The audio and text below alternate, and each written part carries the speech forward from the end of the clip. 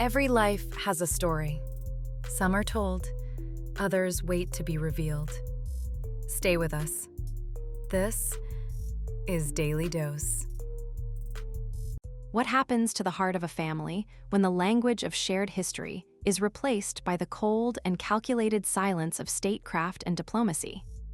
In the quiet corridors of power, where the British Monarchy resides, there is a certain kind of weight that hangs in the air, and it is a weight not just of gold and velvet, but of things left unsaid and gestures that speak louder than any official statement ever could. For years, the world has watched the unfolding drama between the House of Windsor and the Duke and Duchess of Sussex, and we have seen the public volleys and the private retreats and the slow drifting apart of a father and a son.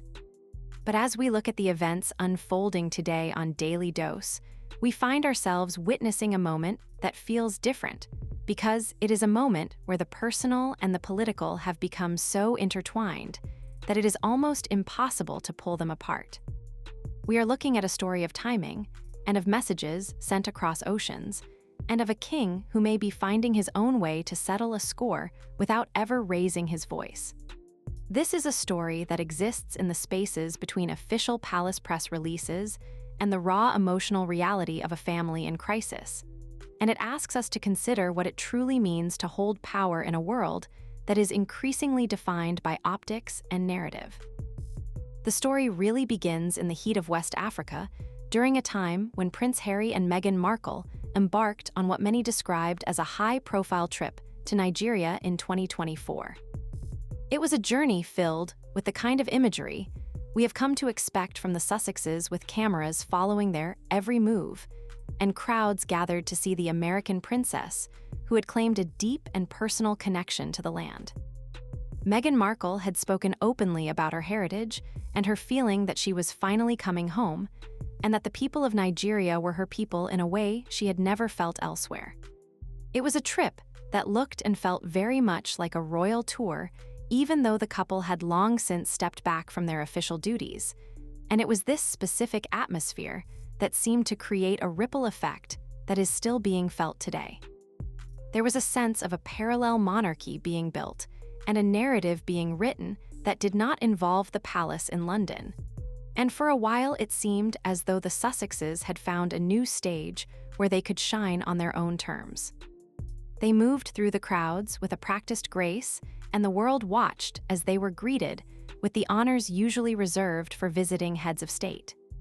It was a display of global influence that seemed to challenge the traditional boundaries of the royal family, and it raised uncomfortable questions about where the line between public service and personal branding truly lies. However, the reception to that trip was not as universally glowing as the photographs might have suggested. While there were cheers and official welcomes, there were also voices of dissent, and perhaps the most powerful of those voices belonged to the First Lady of Nigeria. In the wake of the visit, the First Lady did something that few expected when she went on national television and spoke with a startling level of candor. She did not speak of diplomacy or of the shared bonds between nations, but instead she spoke of culture and of modesty, and of the example being set for the young women of her country. She spoke about the way Meghan Markle had chosen to dress and the way she had presented herself during the trip, and her words were sharp and unmistakable. She talked about how Nigeria is a place of beauty and fashion, but also a place that values a certain kind of traditional dignity. She questioned why a visitor would come searching for Africa while appearing to mimic the styles of Hollywood film stars. And she spoke about the importance of not losing one's identity in the pursuit of a modern celebrity image. The First Lady expressed a deep concern for the cultural impact of such a high-profile visit, suggesting that the values being showcased were at odds with the rich and conservative heritage of the Nigerian people. Her critique was not just about a wardrobe choice, but about the fundamental clash between Western celebrity culture and the deeply rooted traditions of a sovereign nation. It was a public shaming that resonated far beyond the borders of Nigeria, and it set the stage for what many are now calling a master class in subtle retaliation from King Charles. You see, there is a very specific type of power that a monarch holds, and it is the power of the invitation. It is the power to decide who is welcomed into the inner circle and who is given the platform of a state visit. And so, it was that the world learned that King Charles is set to host the President and the First Lady of Nigeria for an official state visit in London. On the surface, this might seem like a standard piece of international relations, but the details tell a much more complex story. This will be the first time in 37 years that a Nigerian head of state has been hosted for such a visit. To put that in perspective, we have to look back nearly 4 decades to a completely different era of global politics to find the last time this happened. The question then becomes why now and why this specific year, and why this specific couple? The sheer length of time since the last such visit suggests that this is not merely a routine diplomatic engagement, but a highly significant and deliberate choice. By reviving this particular connection, King Charles is signaling a shift in priorities and perhaps a more assertive approach to the management of the royal family's image and relationships on the world stage. As we continue this exploration on Daily Dose, it becomes clear that the timing of this announcement is not a coincidence. It comes at a moment when reports are swirling that Meghan Markle is preparing for her own return to the United Kingdom. After years of absence and a deeply complicated relationship with the British public and the royal family, the Duchess of Sussex is allegedly planning to accompany Prince Harry to Birmingham for the upcoming Invictus Games. For a long time, there was a pattern of uncertainty whenever Harry had an event in the UK with the media, and the public wondering up until the last minute if Meghan would join him.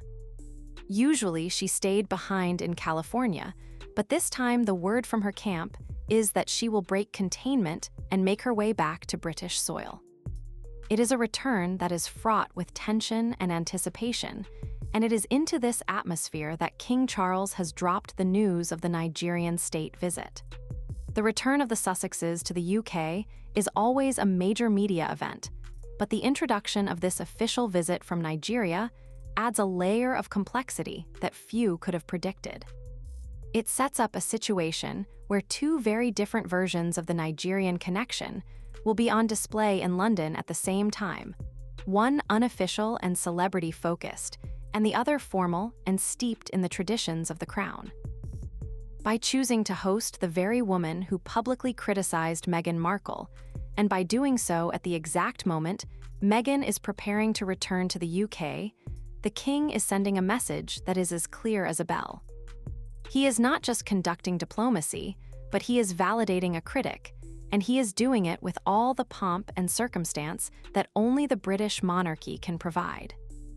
Imagine the scene where the First Lady who spoke of nakedness and the loss of culture is now the guest of honor at the palace being toasted by the king himself, while Meghan Markle is nearby trying to navigate her own complicated homecoming.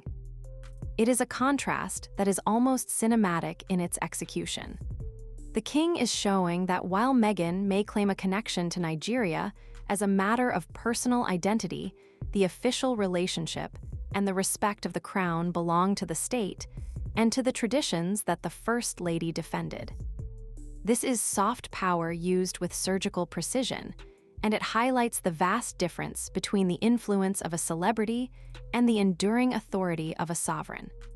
The message is not just for Meghan, but for the entire world, showing that the palace remains the ultimate arbiter of royal standing and diplomatic legitimacy. The host of the video we are discussing today describes this as a masterclass in busting someone's balls, and while that language is more blunt than what you might find in a palace briefing, the sentiment is hard to ignore. There is no rush for this trip, and there was no pressing international crisis that required a Nigerian state visit right this second, especially after a 37-year gap. This was a choice, and in the world of the royals, every choice is a signal. It suggests that King Charles is no longer content to simply stay silent in the face of the Sussexes' various projects and tour. Instead, he is using the tools of his office to provide a counter-narrative and to remind everyone where the true center of gravity lies. He is looking at a woman who talked mad, as the host puts it, and he is saying that he wants her there at the palace, and he wants her wound up and ready to represent her country. The king is effectively reclaiming the narrative around Nigeria and centering it back on the official relations between the two countries rather than the personal journey of his daughter-in-law. It is a subtle but powerful way of reasserting his role as the head of the Commonwealth and the leader of the nation. There is also a deeper layer to this that touches on the idea of identity and heritage, which Meghan Markle has made a central part of her story. During her time in Nigeria, she spoke about feeling like she was home, and she embraced the idea of her Nigerian ancestry with great passion. But the First Lady's response was a reminder that identity is not just something you claim, but something you live and something you respect through your actions and your presence. Her critique was about more than just clothes. It was about the clash between the individualistic culture of celebrity and the collective culture of a nation. By hosting her, King Charles is aligning himself with that traditional view, and he is doing it in a way that makes Meghan's claims of a special bond with Nigeria look somewhat hollow in the face of official state recognition. The king is showing that heritage is not just a costume or a talking point, but a lived reality that requires a certain level of respect and adherence to tradition. By elevating the First Lady's voice, he is effectively challenging Meghan's right to speak for or represent a culture that she has only recently and very publicly embraced. As we look toward the future and the arrival of the Invictus Games in Birmingham, the tension only seems to be building. The host of the video speculates on how Meghan might handle the potential backlash from the British public and even jokes about her using her children as a sort of emotional shield. While that is a cynical take, it reflects the very real sense of unease that surrounds this return. The UK has not always been a welcoming place for the Duchess in recent years, and the memory of the interviews and the documentaries and the books still lingers in the minds of many. And now she will have to navigate that return while knowing that her father-in-law is hosting a woman who stood on a stage and told the world that Meghan's way of being was not beautiful and was not acceptable in her culture. This creates a psychological and emotional minefield for Meghan Markle to navigate. Every public appearance and every interaction will be analyzed through the lens of this diplomatic snub, and the pressure to perform while being so publicly undermined will be immense. It is a situation that requires a great deal of resilience, and it remains to be seen if the Sussexes are prepared for the level of scrutiny they are about to face. It is a fascinating study in soft power and how a monarch who is often seen as a figurehead can still exert a tremendous amount of influence over the narrative of his family and his country. King Charles is showing that he can be both a father and a king, and that while he may still feel the pain of the distance between him and his son, he is also the guardian of an institution that requires a certain kind of strength. He is not engaging in a shouting match or a Twitter feud, but he is moving the pieces on a much larger board. He is making it known that there are consequences for the way one presents themselves to the world, and that the support of the crown is not something that can be taken for granted. The king's actions suggest a newfound confidence in his role and a willingness to use the traditional ceremonies and honors of the monarchy to achieve strategic goals. He is demonstrating that the throne still has the power to shape public perception and to hold even the most famous of its relatives to account. As we look at the broader picture on Daily Dose, we see that this is about more than just a family feud. It is about the shifting definitions of royalty and celebrity in the 21st century. Prince Harry and Meghan Markle have chosen a path that is defined by their own personal brand and their own personal truths. They have sought to create a life that is independent of the palace, and yet they often find themselves drawn back into its orbit because their identity is so inextricably linked to the monarchy they left behind. On the other hand, King Charles is working to define his reign as one of continuity and tradition while also trying to modernize the institution in a way that keeps it relevant. This state visit is a perfect example of that balance. It is a traditional diplomatic event, but it is being used in a way that responds to a very modern set of challenges. The clash between these two visions of royal life is at the heart of the ongoing drama, and it is a conflict that shows no signs of being resolved anytime soon. Each side is fighting for the right to define what it means to be a royal in the modern age, and the stakes could not be higher. The First Lady of Nigeria's words about salvaging our children and the way they dress and the way they look up to film stars from America hit a very specific nerve. She was speaking to a fear that is felt in many parts of the world, a fear that local culture and traditional values are being eroded by a globalized celebrity culture that prioritizes fame and image over everything else. In her eyes, Meghan Markle was a representative of that celebrity culture, and her presence in Nigeria was a threat to the lessons she wanted to teach the young women of her nation. King Charles, by welcoming her, is acknowledging that perspective, and he is providing a space where that kind of traditional dignity is celebrated. The king's move resonates with those who feel that the Sussexes have prioritized their own fame over the responsibilities and traditions that come with their titles. It is a powerful validation of the idea that royalty should stand for something more than just personal brand, and that there is a certain level of decorum and respect that must be maintained. The host of the video points out the visual evidence of the king's mood during these announcements, noting how happy he looks and how he seems to be enjoying the moment. It is a reminder that behind the titles and the ceremonies, these are real people with real emotions. King Charles has endured a great deal in the last few years, from the loss of his parents to the public criticisms from his own son. It is perhaps understandable if he finds a quiet satisfaction in a move that so perfectly addresses some of the challenges he has faced. He is not just the king, he is a man who has been pushed and poked, and he is finally pushing back in a way that is entirely within his rights as a sovereign. This visible sense of resolve and even joy in his duties is a sign that he is settling into his role and that he is determined to lead the monarchy on his own terms. It is a far cry from the image of a hesitant or uncertain leader, and it suggests that the king is more than capable of navigating the complex waters of family and state.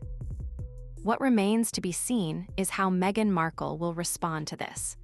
Will she move forward with her plans to return to the UK, or will this new development cause her to reconsider? There is always a dance of will she or won't she, and this year is no different. But the stakes feel higher now because the lines have been drawn so clearly. If she does come, she will be doing so in the shadow of a state visit that was designed to highlight her shortcomings in the eyes of a major world leader. She will be returning to a country where the king has effectively signaled his support for her critics, and that is a very difficult position for anyone to be in.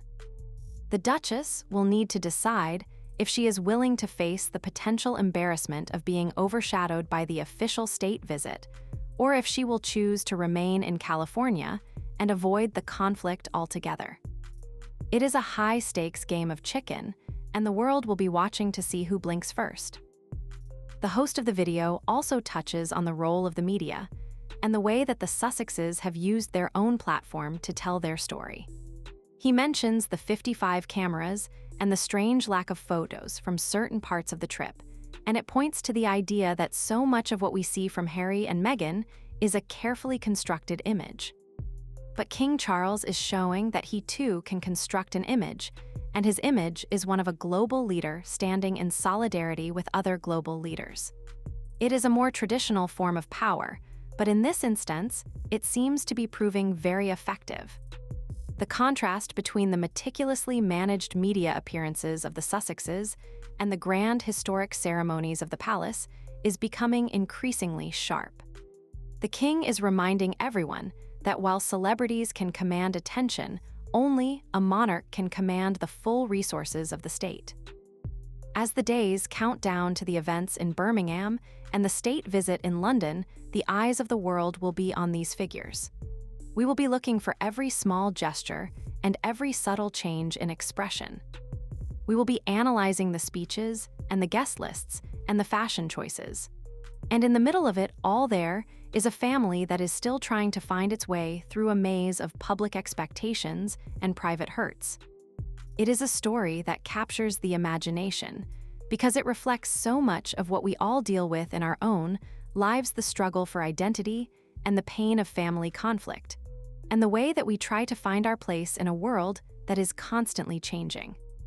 The drama of the royal family serves as a mirror for our own lives and our own struggles, and that is why we are so deeply invested in its outcome. It is a human story writ large on the world stage, and it touches on themes that are universal and timeless. The First Lady of Nigeria ended her remarks by saying that we know who we are and that we should not lose who we are. It is a powerful sentiment, and it is one that seems to be at the heart of this entire situation. Meghan Markle is trying to define who she is on her own terms, while King Charles and the First Lady are standing up for a different kind of identity, one that is rooted in history and tradition and culture. This state visit is a celebration of that identity, and it is a reminder that some things are more important than celebrity, and some bonds are deeper than the ones created by a camera lens. It is a call to remember where we come from and to respect the values that have shaped us, and it is a message that King Charles seems to be embracing with full force. In the end, we are left with the image of a king who is finding his voice, and a monarchy that is showing it still has the power to surprise and to send a message. Whether this will lead to a reconciliation or further distance is something only time will tell. But for now, the move has been made and the message has been sent. It is a story of soft power and strategic timing and the enduring strength of an institution that has seen it all before. As we wrap up this look at the latest royal developments on Daily Dose, we are reminded that in the world of the royals, nothing is ever quite as simple as it seems, and every invitation tells a story. The chess game between London and California is far from over, and each move brings new challenges and new opportunities for the players involved. As the world watches, we are left to wonder if there is a way forward for a family that is so deeply divided, and if the traditions of the past can still provide a path to a more peaceful future. What does it mean for a family when the traditions of a nation are used to highlight the fractures within a home? And can a bridge ever be built when the foundation is laid with the bricks of public critique and diplomatic maneuvers? As the sun sets over the palace and the preparations for the state visit continue, we are left to wonder if the silence between a father and his son will ever be broken by words of understanding, or if the language of statecraft is all that remains. The story of the crown and the couple continues to evolve, and as we watch the pieces move across the board, we are reminded that identity is a complex thing, and that finding your way back home is never as easy as it looks on a screen. How do we decide which version of ourselves to present to the world, and what happens when the people who know us best are the ones who challenge that image the most? The questions linger and the distance remains, and as the world watches, we are all left to wonder what the next chapter will bring in a story that seems far from over. Does a return to the soil of one's birth ever truly mean a return to the peace of the past, or are some doors closed in a way that no key can ever truly open again? If this story moved you, leave a like and subscribe. Share it with someone who needs to know. The truth continues tomorrow. Until then, this was your Daily Dose.